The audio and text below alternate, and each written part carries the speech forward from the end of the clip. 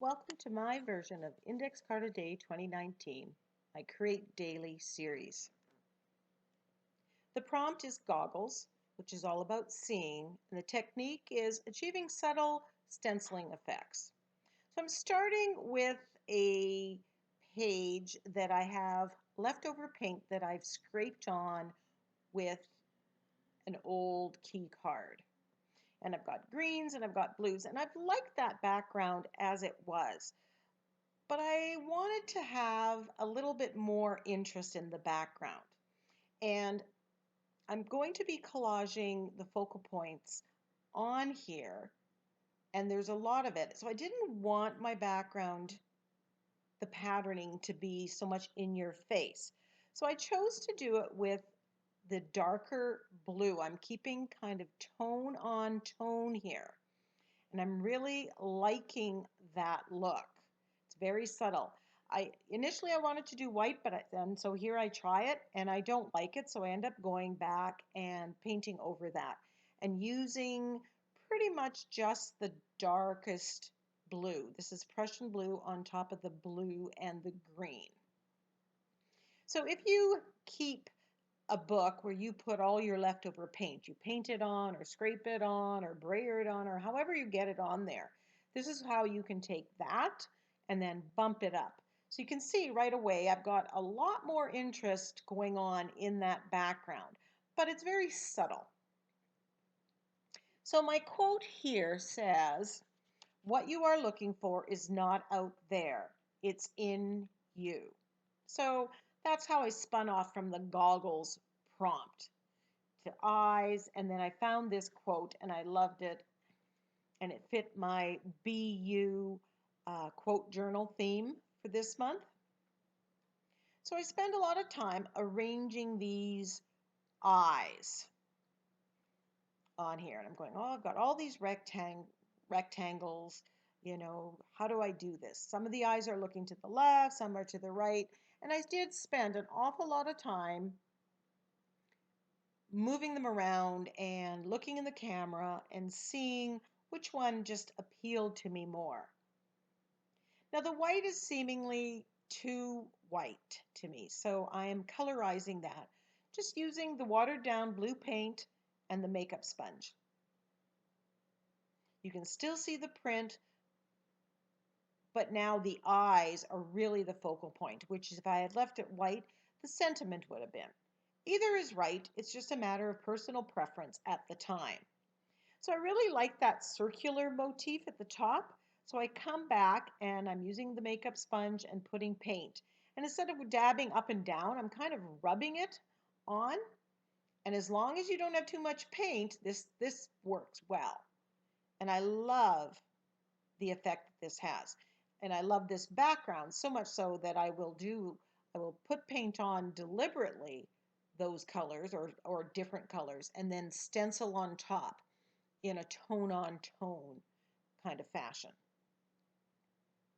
Now I'm edging this not in black or in a dark, but in white. I don't know that I've ever really done that. But I'm thinking, I kind of like it. So I'm also edging the whole page with the white.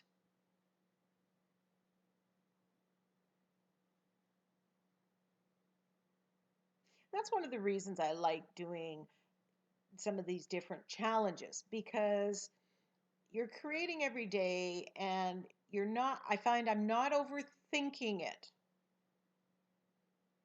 And you're apt to discover and try new things. Especially when I'm making videos, I don't want to do the same thing again and again.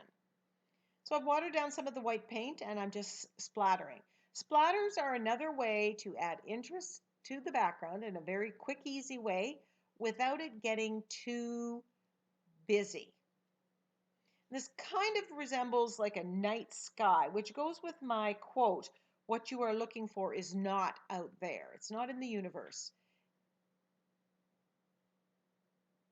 We have everything we need inside ourselves.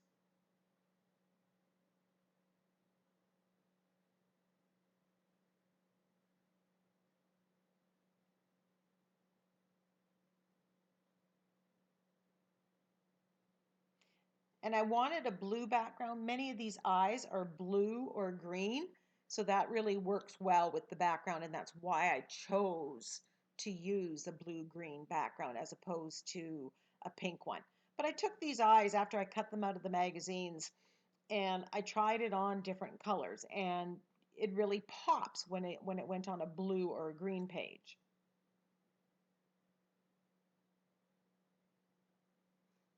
So there's lots of auditioning going on. And I think the way I staggered the eyes and the sentiment, it makes your eyes travel down through the whole page.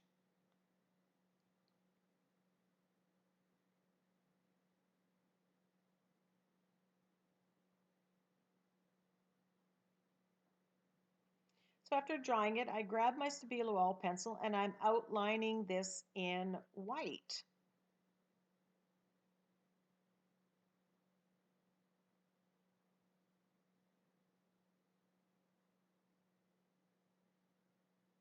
And I really like that effect. I very rarely do outlining, but again, something to try. And then I grab my white Posca paint pen and I'm outlining it just to get a little bit more opaque line here. And I think it's because the Stabilo oil pencil is underneath it. I was having trouble, so I kept having to tap it off on the side there. That's what I'm doing to keep it flowing. My Posca paint pens, I use them, probably over a year ago, if not even longer. So they just need to be primed and ready. But they're still good. And I think that's a sign of a good product when, even if you're not using it every day, it's not going to go bad.